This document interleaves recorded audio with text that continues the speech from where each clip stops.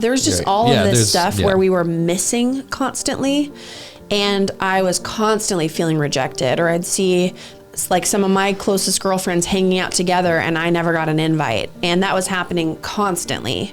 And it was really, really painful. And I kept looping in that same wound over and over and over and over again.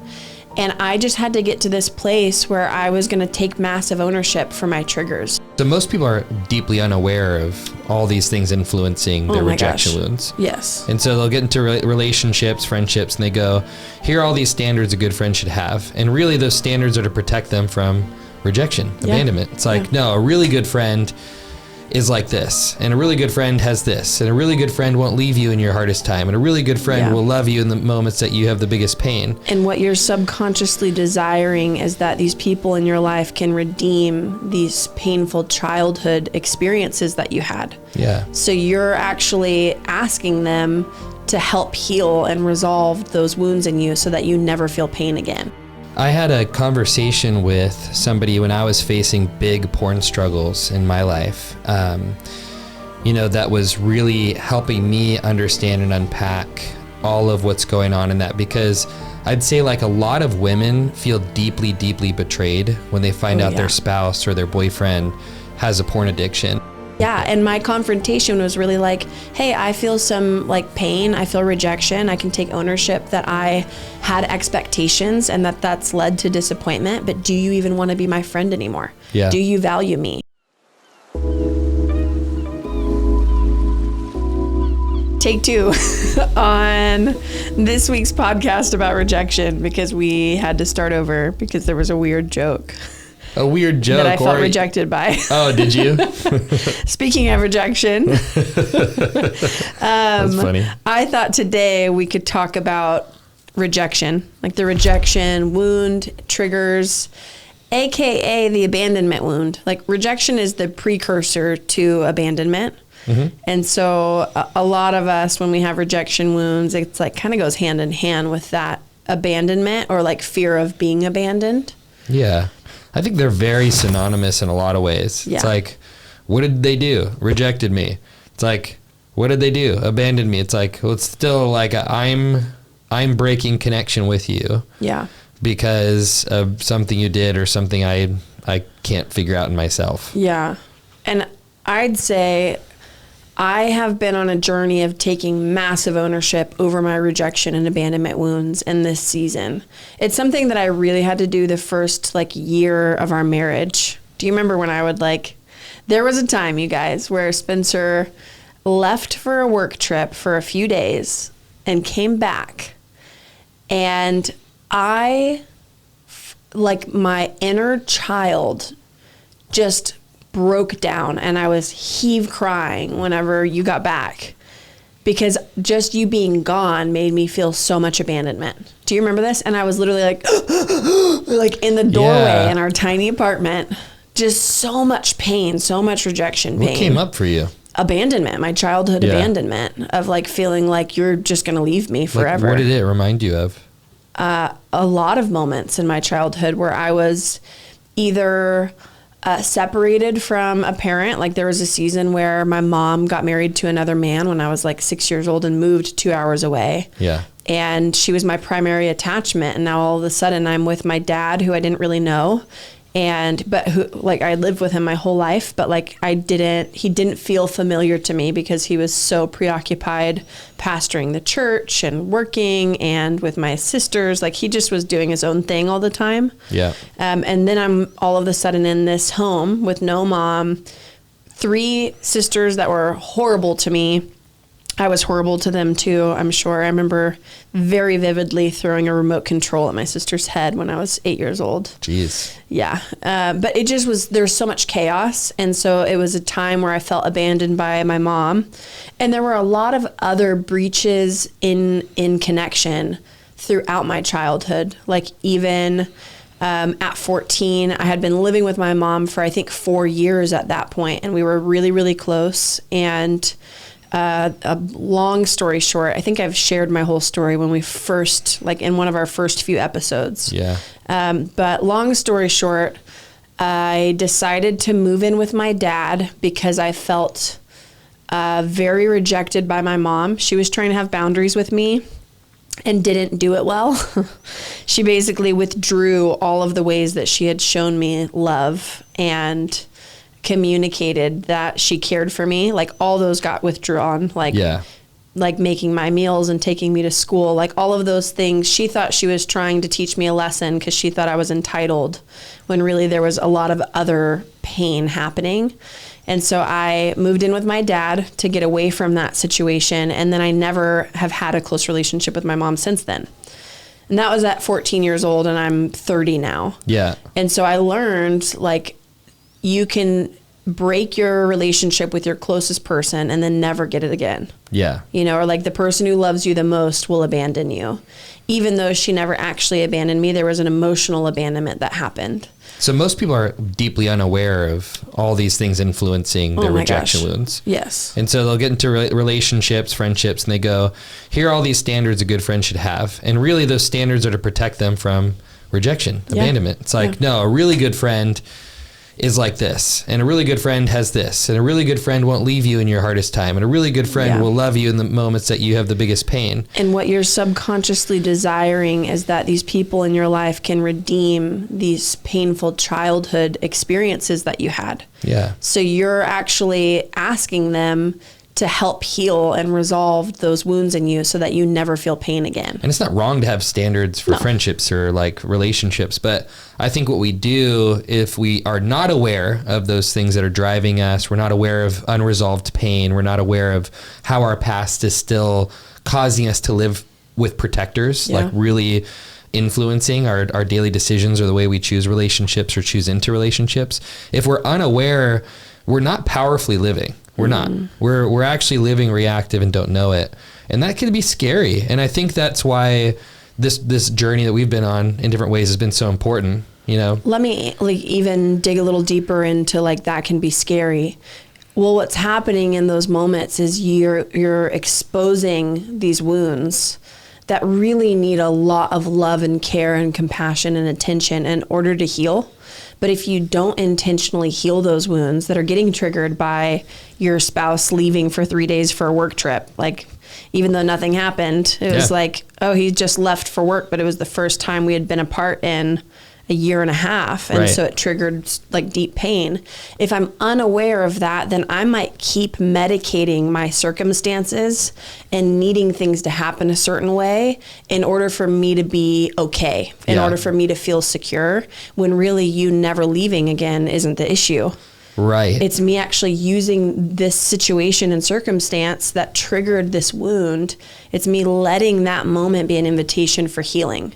Because if I don't let it be an invitation for healing, that same wound will get triggered in I don't want to say all of my relationships, because for you guys listening to this, you don't have enough intimate relationships to trigger in every single relationship. Right. Like there are probably fringe relationships that you have that they won't trigger you because you aren't connected to them enough. There's not enough intimacy. You don't have feel enough vulnerable. influence over your heart. Yes. But in your close relationships or people you really desire more connection with, you'll have those same reoccurring triggers over and over again. It's those current primary attachments. Yeah. Yep.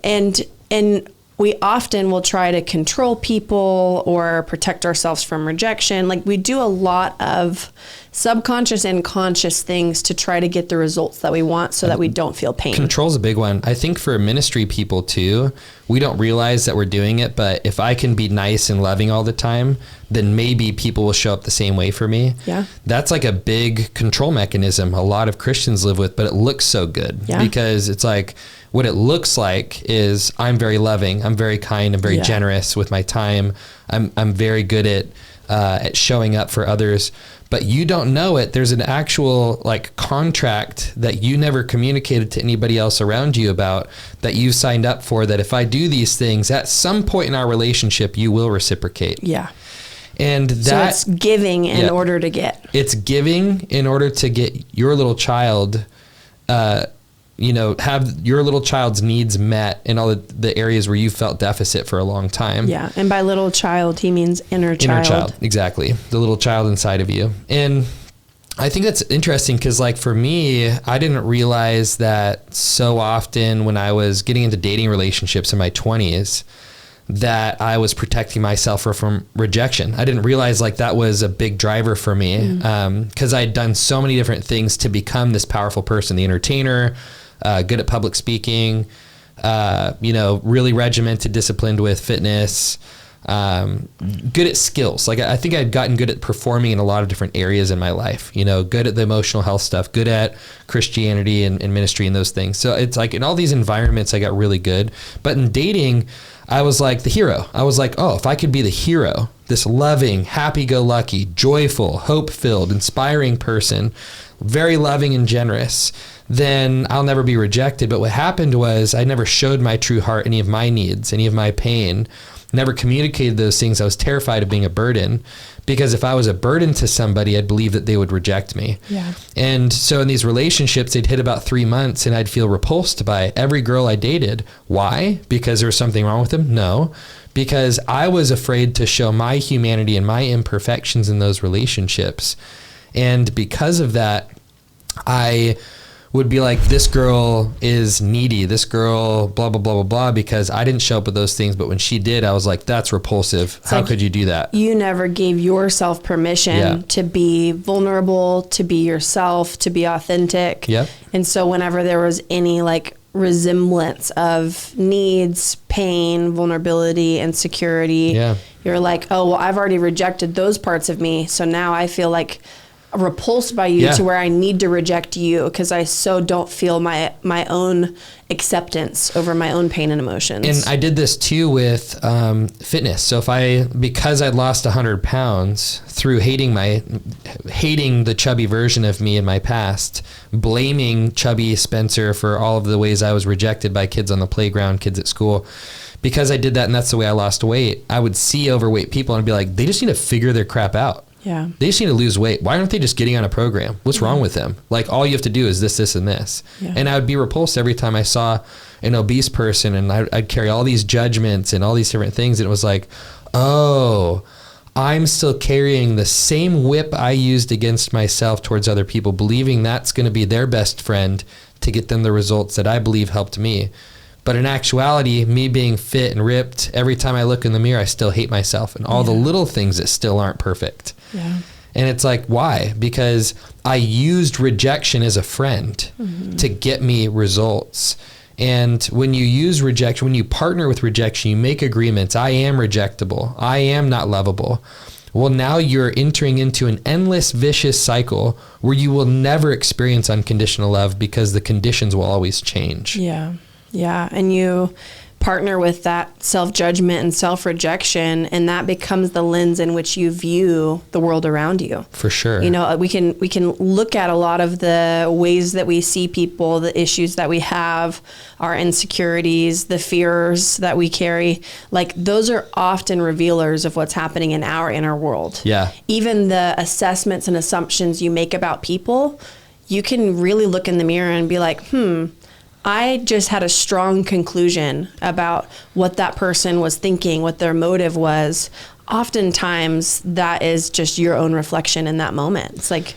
This is that take the log out of your own eye before you take the speck out of your brother's. Yeah. I think that's honestly what Jesus was saying was like, hey, listen, if you have a judgment towards somebody, there is a giant log in your eye. Yeah. And you can't even see somebody accurately because of your own clouded vision from this thing you need to deal with first. Yeah. Because Jesus never looks at people with contempt, and he's perfect. So how is that possible? He's able to spend time with the sinners of sinners, the worst of the worst, a woman caught in adultery, ready to be stoned to death, and love her. How can he do that? It's because there was no log in his eye whatsoever. And I feel like we have formed all those protectors to punish ourselves so that we don't have to be punished by the world. And what happens is those protectors become the things that we give away to everybody else around us because we believe, oh, that helped me, so I want to help you. And so I'm going to judge you to fix things. It's like that with my driving stuff. When I get on the road and sometimes I get like angry at people and judgmental, it's like, oh, that's actually how I treat myself. Like I should drive better. I should be more aware. I need to make sure, oh, so stupid I did that. And so like I'll have that inner dialogue towards myself and I'll give it to other people. Stupid. I can't believe you cut me off. And that was something that I really had to intentionally start addressing and work through. Oh my goodness, I'm actually letting this thing control me. I need to start looking at what's the root of all these different things here. Yeah. And let me rewind and maybe even pivot, because this was Sure. not the direction I was going to go with any of it. So we'll see if it lines up. But if we go back to like my first year being married to you, I had so much fear of abandonment and had to very intentionally work through that all of the time, like very intentionally for a whole year, work through my pain of rejection, especially because the first 3 months we were married, you had never initiated sex, which we talked about this multiple times throughout our podcast, if you want to hear the full story. But 3 months in, I realized, oh my gosh, he's never initiated sex with me. And my world came crashing down of feeling like he must not want me. He must not love me. He must not be attracted to me. And we had to clean up that whole mess. And then anytime there were triggers that would happen, or you would withdraw, or you'd even want to go to the gym, or you'd want to, do a guy's trip, even talking about those things triggered so much rejection and abandonment for me. And thankfully, in the last 6 years, I've gotten so much healing in that. And I've let each one of those moments and triggers really drive me into intimacy with God and having him reparent my heart and look at and face and own my pain, and the way that it's made me want to control or want to be avoidant. Like for me, understanding my attachment style, and I have a disorganized attachment. So basically it means that I can move into being anxiously attached and avoidant in my attachment, depending on the person, depending on the trigger. But with Spencer, and I'd say even like one of my closest best friends, they're the people, because I feel the safest with them and love them so much, I weave between being really anxious in my attachment with them and like wanting to be like, come closer, wanting please, to be closer to them, wanting more security, wanting more connection. And then I'll switch into feeling really avoidant because I don't want to seem needy. And so then I'll withdraw and I'll create space and I'll make sure that they don't think that I'm needy or that I'm not being too vulnerable. And so I'd kind of weave in and out of those. But understanding my attachment style was really, really, what's the right word for me? Empowering. Like to understand and take ownership for why I was doing what I was doing in each moment. And I'd say I felt really healthy and healed in my rejection and abandonment wounds until I had a baby. Yeah. Having a baby really disrupts your attachment system in a way that I was not prepared for. Yeah. And basically your attachment system is the way that you can connect and relate to the people in the world around you. And what I've learned over the years is often if you have like pain and insecurity in one of your close relationships, the rest of your attachment system will trigger and kind of flare up. So you'll start feeling more exposed and vulnerable or vulnerable to rejection in your other relationships, even if those other relationships are exactly the same. Yep. And so you can start feeling really rejected, really abandoned, really vulnerable in general in all of your relationships. And even though I had some really strong, stable relationships once I had a baby, the way that I connected and related with people is so different because I now have this little human who is my top priority, and I can't hang out with people in the same way, the same time of day. I can't do the same things. Change in priorities, change in capacity, change in resource. And like all of your resources. All of my resources, and even the way that I connect and relate with people. Because in the first 6 months, you have mom brain. Your brain is literally shut down. Which is like capacity and resource. Yes, but your brain is literally shut down in all of these different areas except for this primal part of you that's nurturing your child. So you can't even think the same way. You can't talk the same way. You don't joke the same way. You can't relate in the same way. Like everything is so different.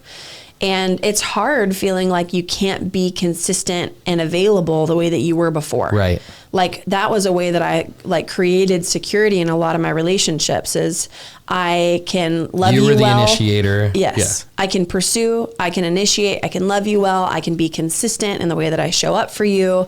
I can pour a lot of love in you. I can pour a lot of attention and energy in you.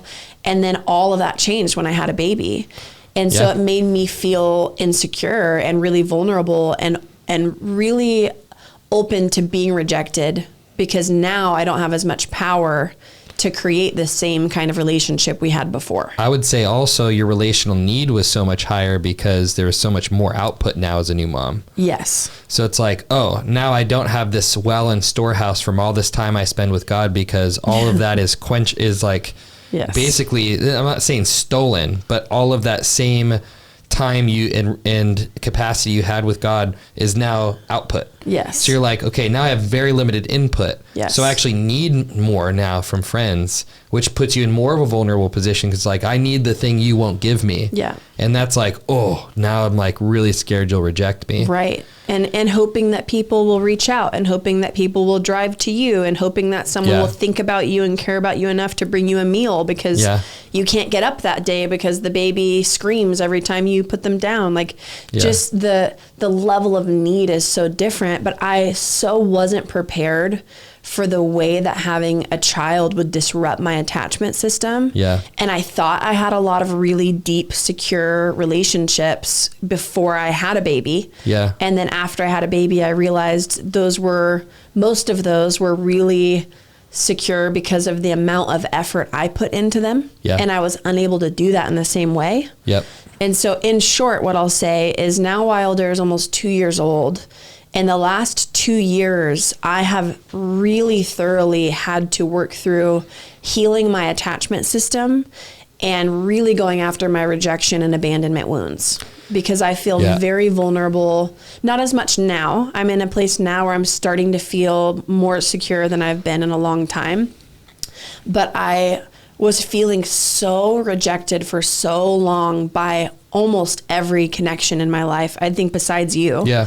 But even us, though, we had to process through a lot of our inability to have capacity to love each other and meet each other in different moments. Oh, yeah. And that was really painful. But I think because I've done so much healing in our connection and relationship, I didn't feel my triggers weren't the same with you personally. Yeah. I know you felt more rejection pain come up because of our lack of sex. Yeah, and other things, though. It was more like I didn't feel like you had the capacity to even love me. Totally. Sex was like the result of what I wanted in our connection. Yes. But it's like, I would like to even feel like you desired me, you know? And for me, because I've had 5 years of getting to work through that wound with you and towards you in really deep levels. I was going to say layers and levels at the same time. That's probably the same thing, yeah. But I spent 5 years working through really deep layers of my rejection and abandonment that I felt with you. Yeah. And you grew so much and healed so much in the way that you were steady and faithful and showed up for me and could create security, that I didn't feel triggered with you in that same way. That was years ago. Yeah. You know, so it was definitely, it was so much transition that we went through.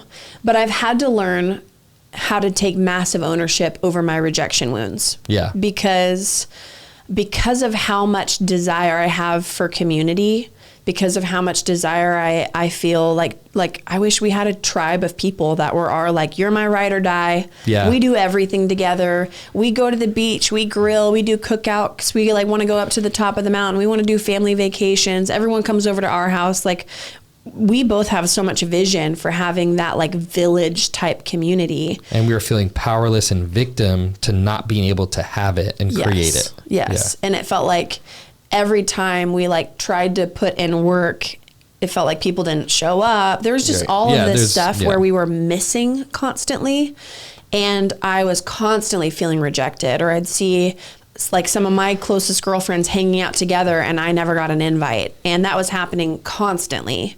And it was really, really painful. And I kept looping in that same wound over and over and over and over again. And I just had to get to this place where I was going to take massive ownership for my triggers, regardless of if anyone's behavior ever changed. Yeah. I decided I want to be powerful and I want to heal this part of my heart, and I want to still be able to be a source of love and not have my well-being and security be dependent and contingent on someone else reaching out to me or pursuing me or initiating with me. Yeah. Can I bring up 2 points real quick? Yeah. So The reason why taking ownership over this is so important too is because you will start seeing a compounding effect of rejection when you are reacting to it and not aware.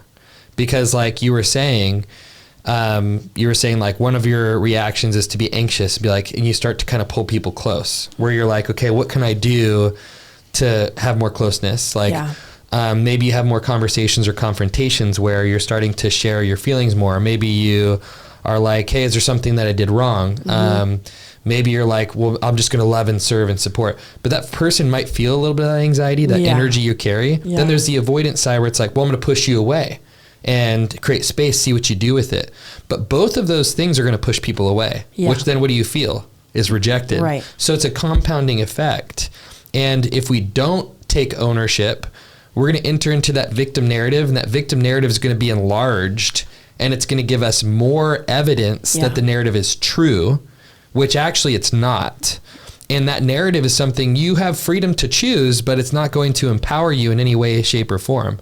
A better narrative is to go, people may or may not reject me. I will choose the people, and I will powerfully choose people in my life. And if they decide to choose me, that's great. And those will be my friends. But I'm going to take ownership so that I can heal. And whatever energy is causing a reaction in me, I will learn to decrease based on my heart getting the healing I need. Yeah. And at the end of the day, people may choose to reject me, but it doesn't mean that I'm rejected. Yes. And it doesn't mean that I'm not lovable. And I won't allow that to become a narrative about who I am that doesn't align with God's truth over my life. Okay, so real quick, just wanted to take a quick second to say that if you're tired of feeling stuck in sadness, disconnect, or feeling powerless to relationship triggers. Maybe you just feel swirly internally and you don't fully feel powerful to work through your emotions, and you really want to be more connected to yourself and to God.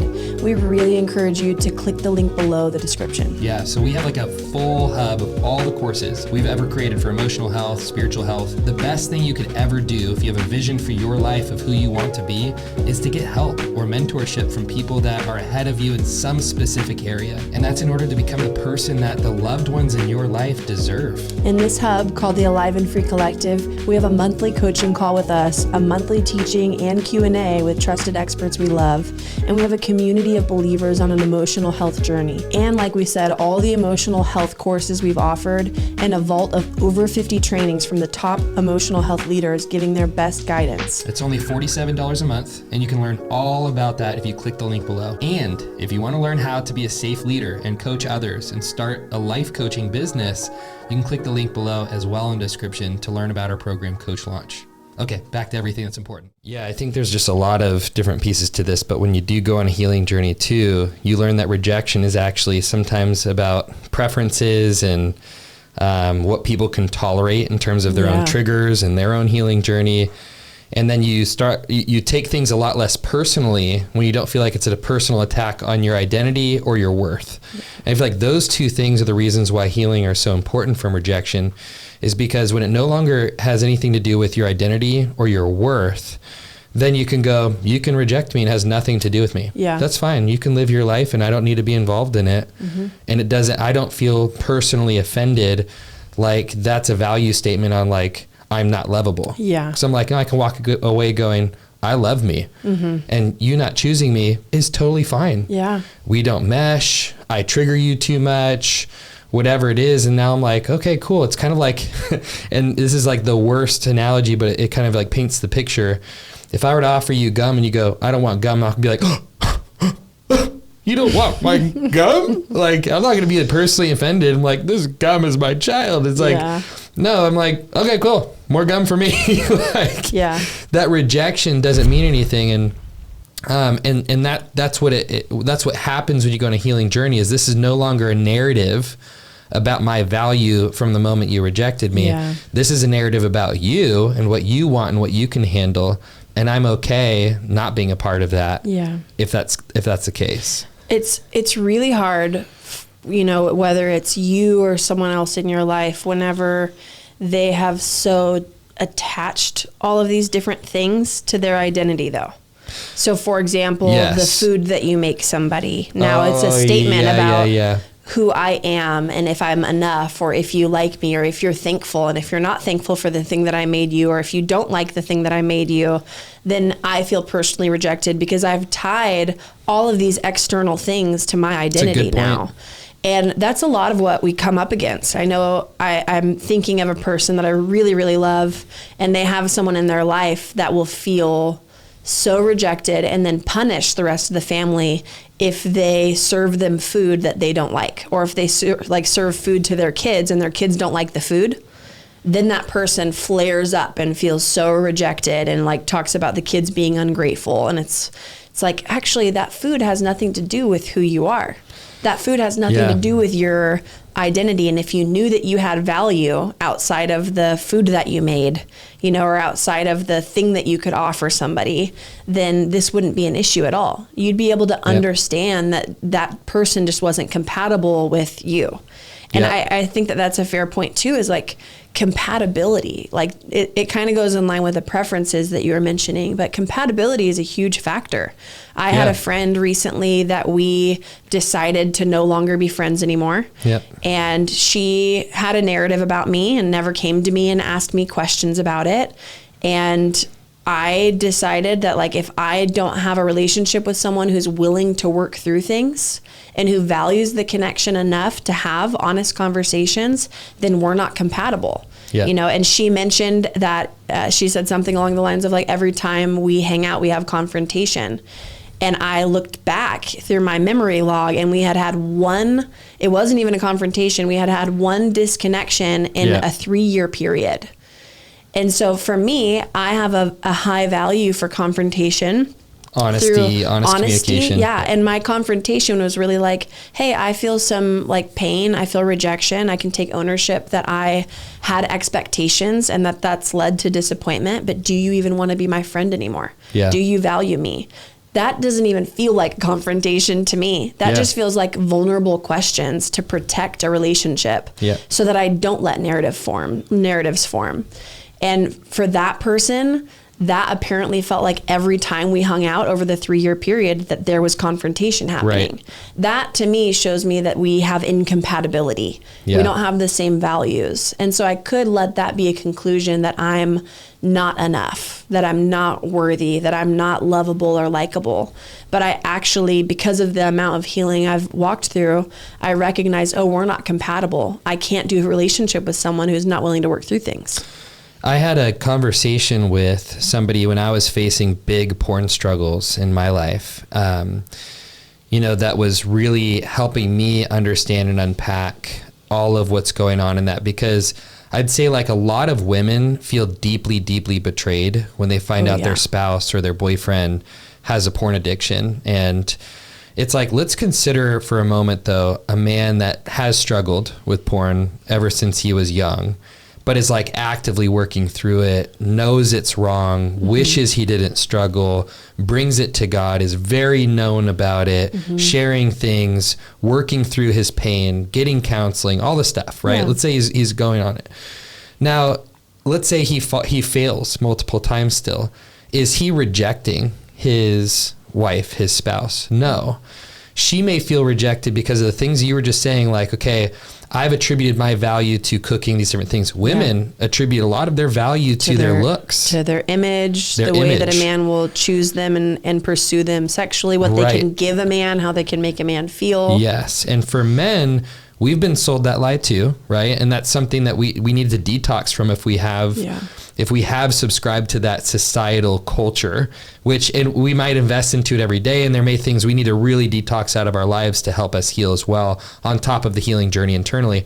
But for women, I think there's with this journey specifically, there's a journey to go on of facing, where do you place your value and worth? Is it primarily only in the looks you can give? Because I've seen women that have healed from some of these things, that when that happens, they go, I don't feel personally rejected because I know this has nothing to do with my value, my worth, or anything about me. This is his inability to know how to properly navigate through his own emotions, his own pain. And it's been a cycle for a long time that he's cycling through a lot less because there's progress.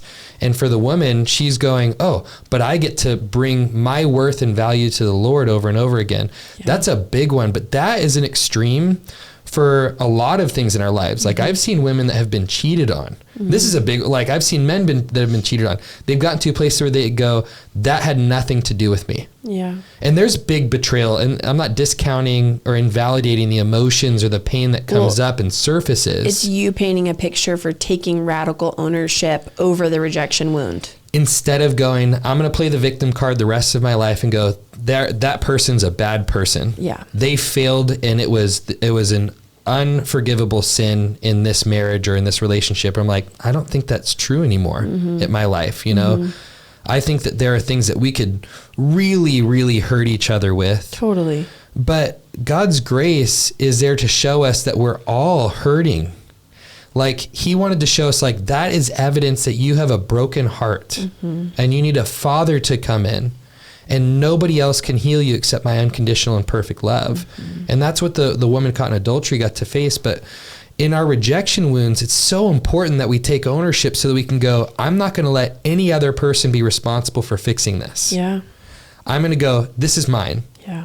And with my own personal ownership, I'm going to give it to God. And I'm going to place that burden on him to meet my every need for love and worthiness. And that's what starts to make you powerful in this place. Then we go, well, how do I do that? Yeah, I was just going to say, let's get into some of the practicals. Yeah. I mean, because there are times that I still, like to this day, because it's not an area where I feel full resolve in. I feel like I've made a lot of progress in this area. Me too.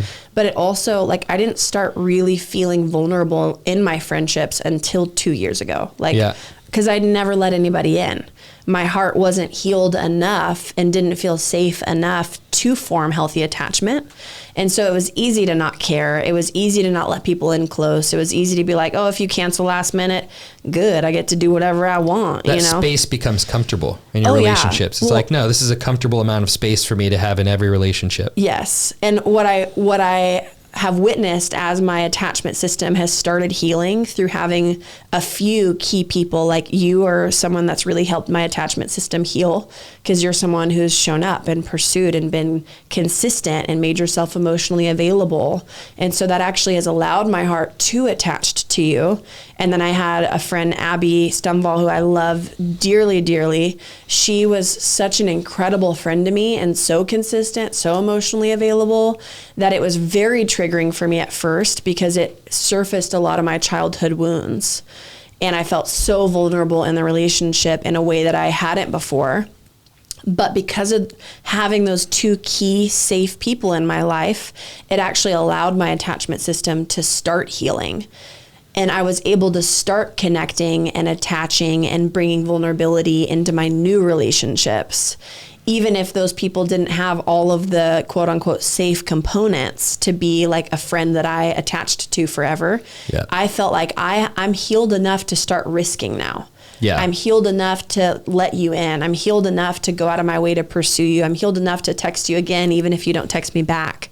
Because I was so avoidant and so detached for so long that's a little bit what my journey looked like. Because I'm going to keep leaning in, even though you don't. Yeah. And in that journey, I've realized and been able to see so much more everyone else's broken attachment around me. And not from a lens where I'm judging them and sitting there like on my high horse saying like, you're not healed, you have broken attachment.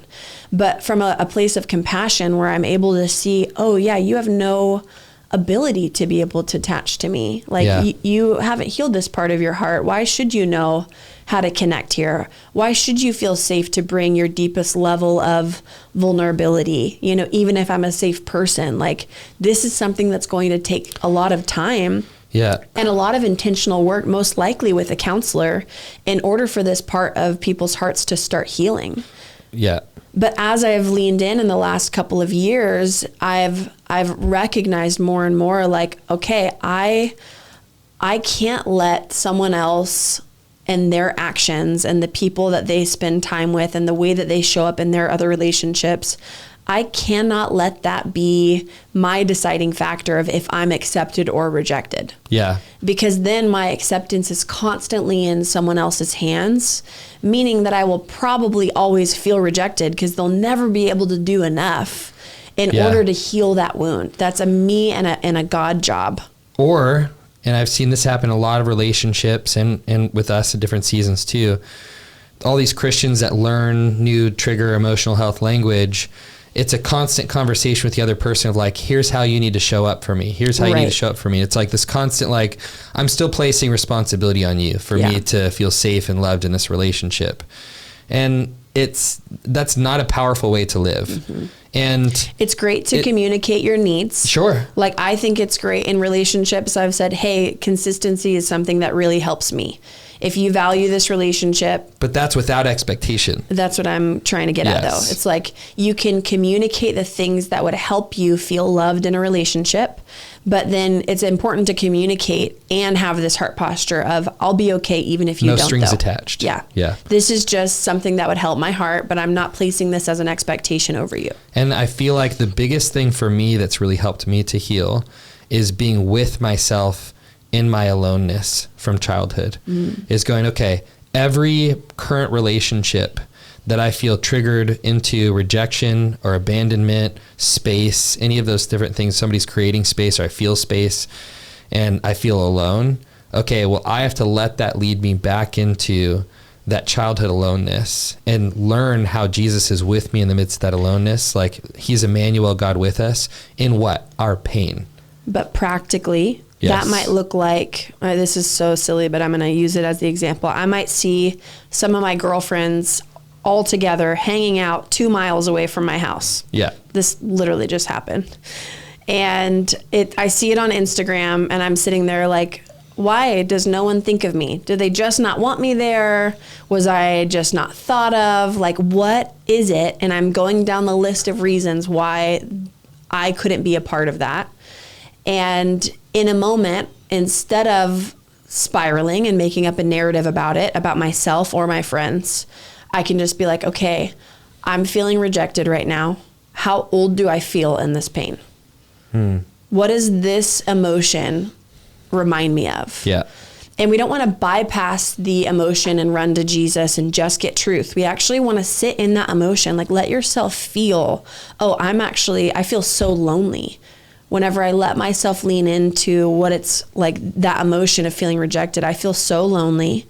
I feel unwanted, and that makes me feel unlovable. And that reminds me of a time, and you can even ask your heart the question, heart, how old do you feel in this? Or what does this remind you of? And it is wild, the information, your heart or your spirit or your nervous system, whatever you want to call it. It is wild the way that your heart is wanting to be healed and will give you the information and answer the questions if you just spend a couple minutes connecting. Well, this is like the Psalms. King David always started with his feelings first with God. So it's like, what is that emotion? Let me spend time feeling it for just a minute. Yeah. And then I'm going to ask my heart, what does that remind me of? And it's important to actually go back and recognize the part of your heart that's been arrested in development. Because a lot of the times in these moments, when I'm on Instagram and I see my friends hanging out and I'm not invited, I'm a 30-year-old adult. There are days that I couldn't go anyways. I'd rather hang out with my husband. My baby has to nap and I need to be there if he wakes up. I need to work. You can logic and reason away a lot of different stuff too. So why is it that emotionally I have so much pain and I'm almost reacting as if I was a little girl who didn't get to play with her friends on the playground? Yeah. It's because that's a part of my heart that has wounds that's been arrested in development. It's an emotional flashback. Yes. So I'm emotionally flashing back to that time in my life where that rejection pain first set in. And so if I try to deal with this present day moment like I'm a 30-year-old adult, I'm probably going to sweep that pain under the rug and then it's going to come out in another moment, right? Yeah. The dirt isn't going to clean itself. Someone eventually is going to lift that rug up in another life circumstance or in a different relationship and it'll still be there. And I can choose to clean it later. Or I can be like, okay, what is it in this moment that's coming up for me? because I'm emotionally flashing back to this feeling of aloneness, feeling unwanted, feeling like I'm not enough, being excluded. And I know for me, I really quickly can go back to having 3 older sisters that all wanted to hang out together. My mom favored me when I was a little girl, so that made them want to reject me more because they had pain towards my mom. And I was excluded from everything all the time. Yeah. And so I am in that moment becoming like a little girl. And so if I can actually spend time recognizing, oh, emotionally in this area, I'm like an 8-year-old. Yeah. I want to tend to that 8-year-old girl, and I don't want to partner with rejection over her. If I don't acknowledge the pain, then I am partnering with rejection over her. Yeah. I am basically saying you're unlovable, you're not worth my time, I'm going to abandon you too by ignoring this emotion. Yeah. But if I can spend just a few minutes and be like, I'm not going to reject you. I know that you feel rejected. I'm so sorry you felt so rejected growing up. I'm so sorry that people weren't healthy enough to know how to love you, that they didn't know how to choose you. They had their own pain, but I'm not going to reject you. I choose you. And even if you never get invited to do anything with your friends again, I'm going to choose to believe that you're lovable. I'm going to fight for you. Jesus, how do you see me? How do you want to love me? How are you taking care of this part of my heart? What are you wanting to do in my heart right now? How are you wanting to restore this area? And then you invite in truth and let God reparent you in this area. Yep. Like that is the healing journey. Yes. That is what has created so much transformation in my life, that if I spend even 5 minutes when I'm in a trigger doing that, I'm able to show up as a healthy, connected adult that can connect with empathy and compassion and understanding for the people around me and give them the benefit of the doubt. And it be okay for them to not want me there, for them to not think about me. Like, that's okay. I don't think about everybody every time I have plans either. I'm sure I've done that same thing. I love people too, but it's not healthy for them to put like their acceptance in my hands either. Yeah. You know? Well, I think we learned so much of how to react to all this stuff from our parents and their parents, which they came out of world wars, like World War II. The way you deal with wounds on a battlefield is very different than the way you deal with wounds when you're a civilian back home and you're doing daily life, right? It's like it's just completely different. You're on the battlefield, you're like, I got to make sure this doesn't keep bleeding so I can go fight. Right. And it's like, I'm just trying to move forward, mitigate some of the damage and keep going. And then if you're doing it at home, you're like, let's heal this thing. Let's make sure there's no infection. Mm-hmm. Let's take care of it. Let's rest a little bit. It's like, get all of your fluids in, vitamins. It's like all the stuff, way different, right? Yeah. You have time, you have space. And I feel like we've learned from a culture that was in so much reaction mode that we didn't get to proactively do things in a way like this where we have time and space to fully heal. And it does take intentionality to slow down and receive. And honestly, I'm like, that's what, as a culture, I feel like we need to do more of. I saw this GIF. I'm trying to not laugh right now because it's playing in my head. There's this GIF, and who's the guy? Jack Black. Jack Black is in the GIF, and it basically says, it's like my parents saying, well, back in my day, we didn't do all of this emotional inner healing therapy stuff. And Jack Black's face is like this, like, and it's like me trying to act like it doesn't show. It's so good. It's like, so good. It's like, I don't want to be like you though. Like you aren't my picture of what health and thriving and happy relationships look like. So don't disqualify my pain. I want your ceiling to be my floor. Thank you very much. And I hope you want that too. That's so good. But for those of you listening, I just want to invite you into knowing that there is a way that you can let rejection truly be redirection, that you can let it be a launching pad into deep healing that will lead you into thriving, healthy relationships. It doesn't mean it's going to be with the people in your life currently, but there is a way to let this make you and not break you. Yep. Yeah, for sure. And just letting you know too, if you want access to more resources for getting free from rejection, our Alive and Free Collective community for women, I think it's $47 a month. The link should be in the description for either the YouTube or the audio version. But we have a rejection detox. We also have our Come Alive program in there that really helps you to have like a laid out step-by-step journey to get actually free from these things? Because I feel like there is an unpacking, then there's a facing, and then there's like a working through it and like inviting in that healing and compassion.